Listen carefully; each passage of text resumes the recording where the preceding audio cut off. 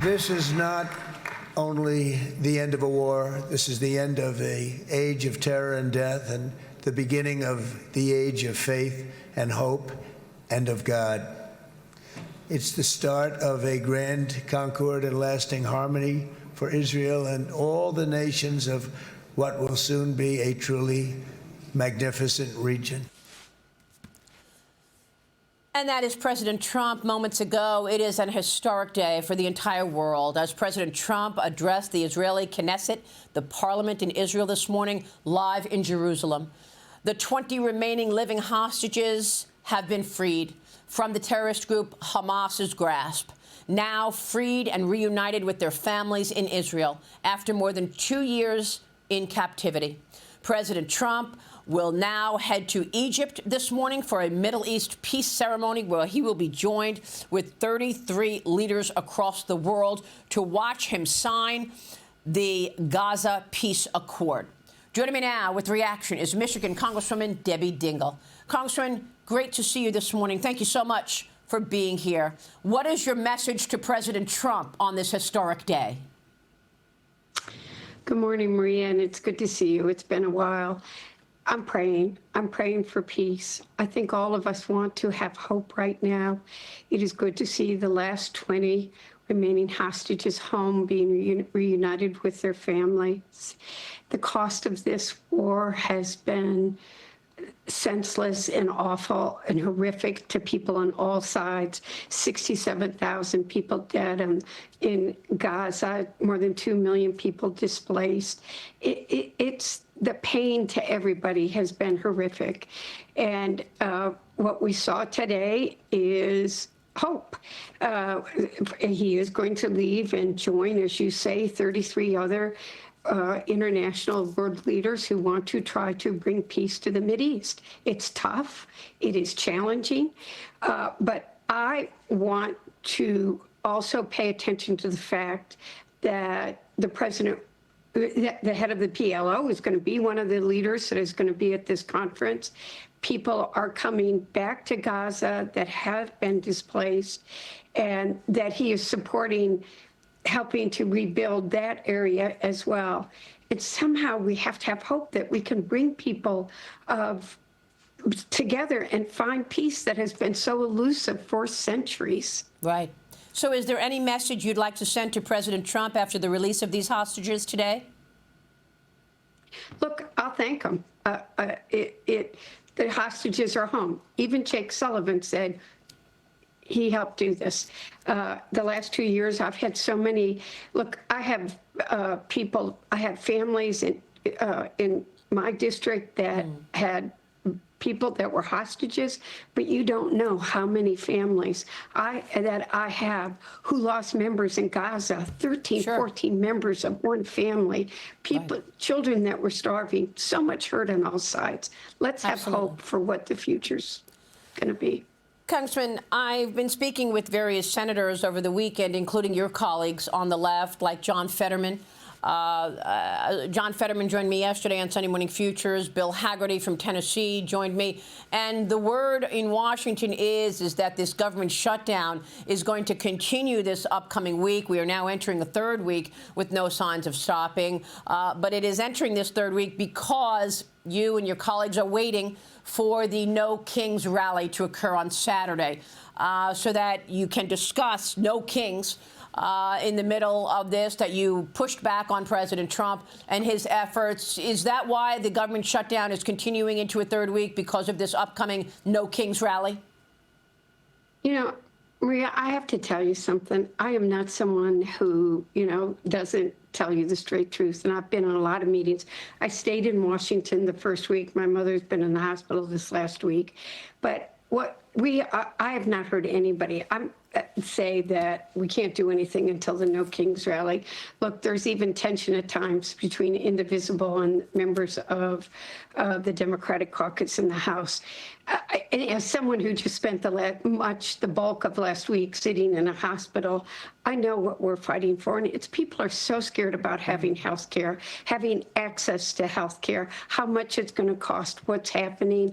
I have to be really blunt with you. I think it is very real that people are fighting for the extension of these affordable tax credits. I think, unfortunately, there's not enough trust between Democrats and Republicans today, but not in one meeting or one discussion I've had, and I talk to our leadership regularly, even while I was home this past week in the hospital, did I hear a reference to the No King rally being the reason this is not happening. Well, this is what Senator Bill Hagerty told me, along with others. We've got things closed all over the place in Washington as a result of this government shutdown. And we know that you can negotiate these health care subsidies by year end. They don't expire until the year end. So you don't really have to shut government now down today.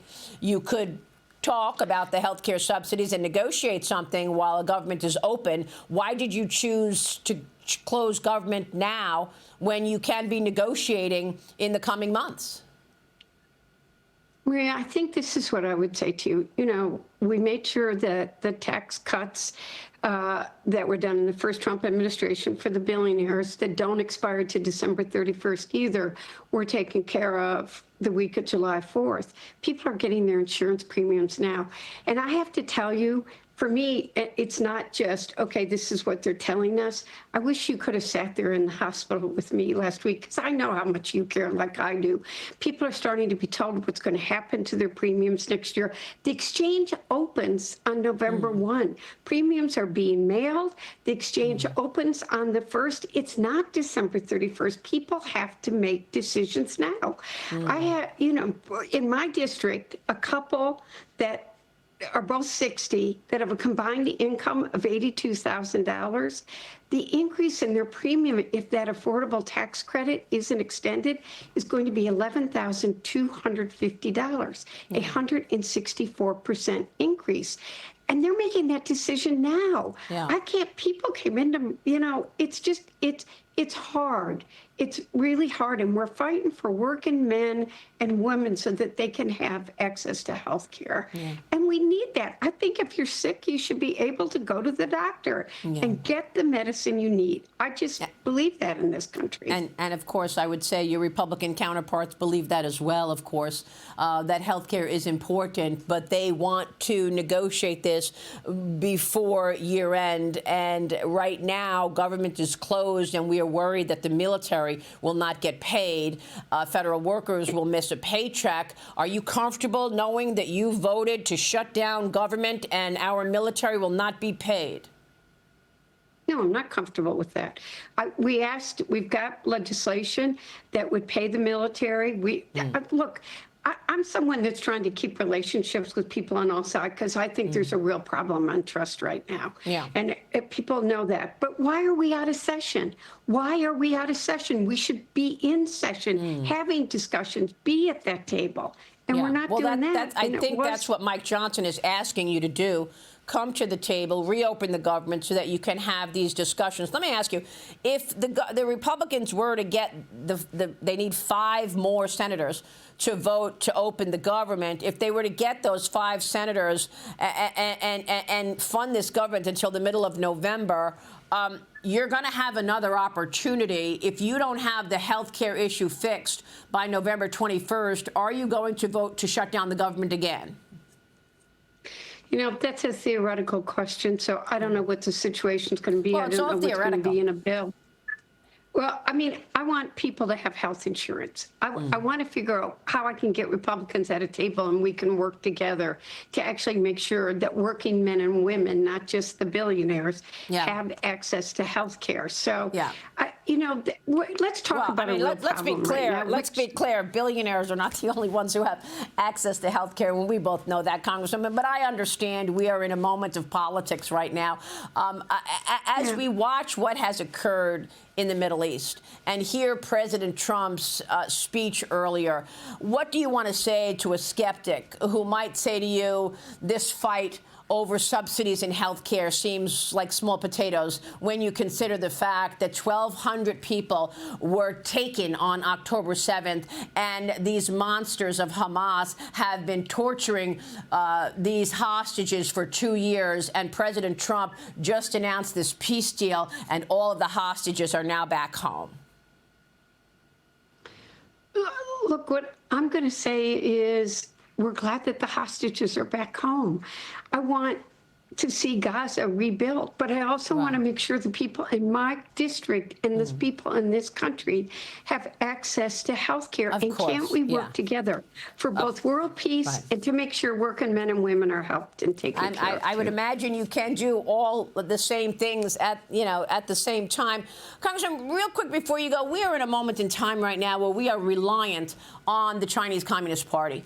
We are reliant on the supply chains of the Chinese Communist Party. How long have you been in the Congress? 10 years. 10 years. And it's been one of my worries. Have you been considering for the last 10 years the fact that we actually have 90% of semiconductor chips that we need for the military made in Taiwan?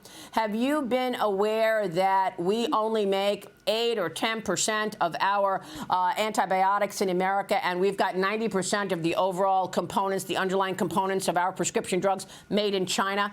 I would like to ask you and your colleagues why it is that for 10 years this was not addressed. So, Maria, this is an area that President Trump and I have agreed on from the beginning. If you'll remember, in 2016, I told people that President Trump was going to win because Democrats did a terrible job about talking about trade, and the president understood the issues.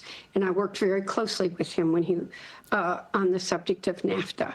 I have countless times introduced bills on supply chains. Every speech I give, I talk about the need to bring our antibiotics home. If COVID didn't show us how dependent we were and how, we had to go to them for masks and gowns. We've worked on piecemeal legislation. We're working on supply chain legislation. I push and push and push. I have bipartisan agreement on many of these bills. And perhaps we'll really get something done. So you keep pushing, I'll keep pushing. Absolutely. And when you don't give up, my husband taught us, you keep fighting for what you need, you can get it done. And people should be paying attention to this.